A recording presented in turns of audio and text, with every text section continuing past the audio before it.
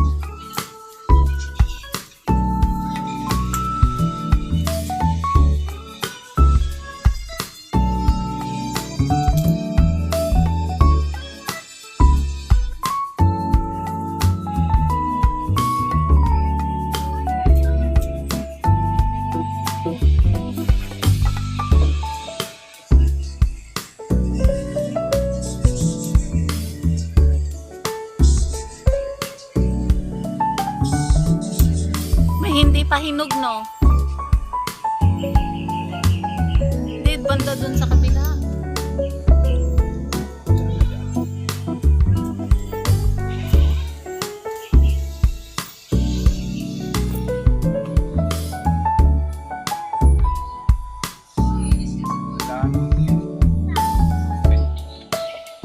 Ayan ang ating napitas na dragon fruit, mga lads.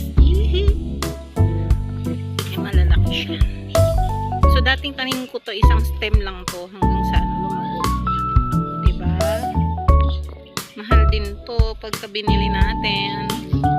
So mamaya yung plating and setting ng ating dragon fruit. And so meron din tayong kalamansi. You know? Oh, diba?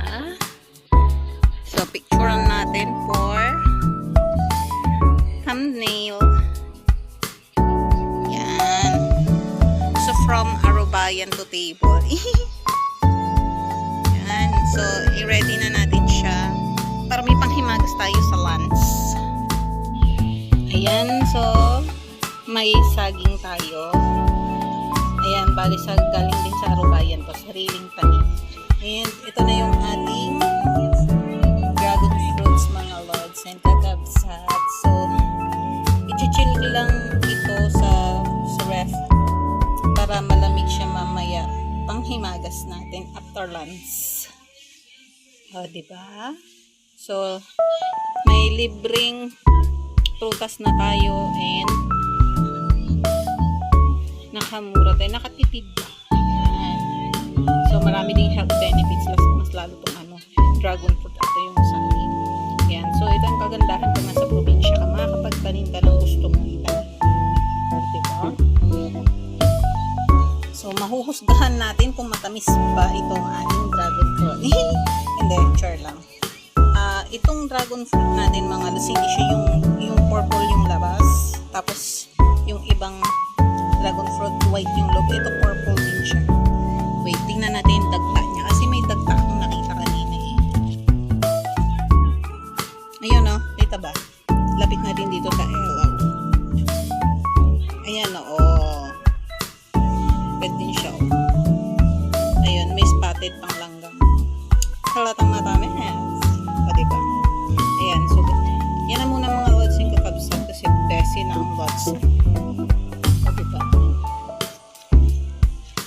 Ayan, so see you later.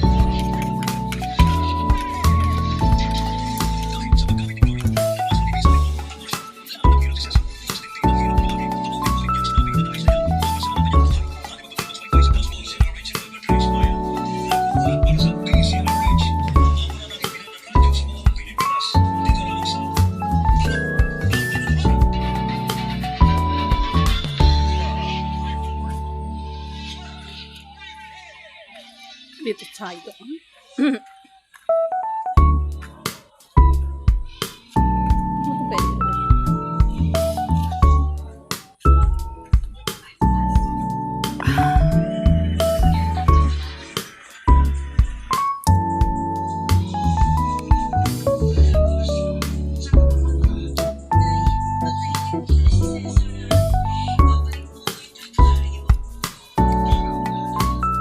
Taste test na tayo mga lods.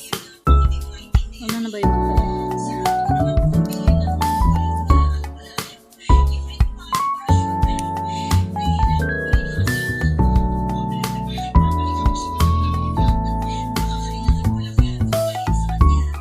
Ayun po.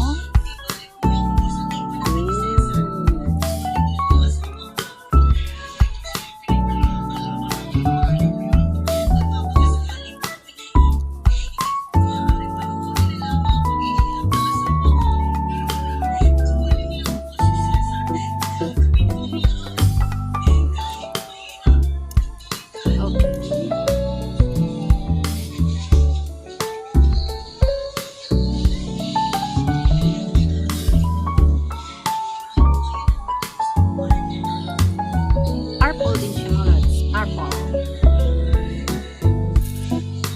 Taste test.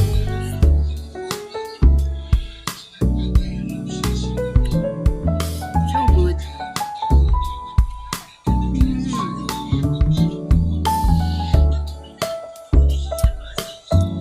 Sarap na pang himalos. Hindi ko lang na siya nailagay sa rep mga lods kasi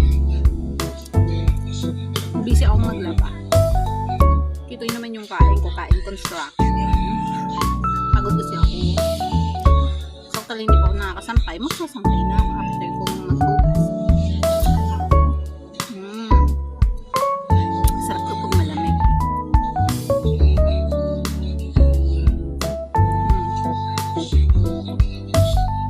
Pang thumbnail.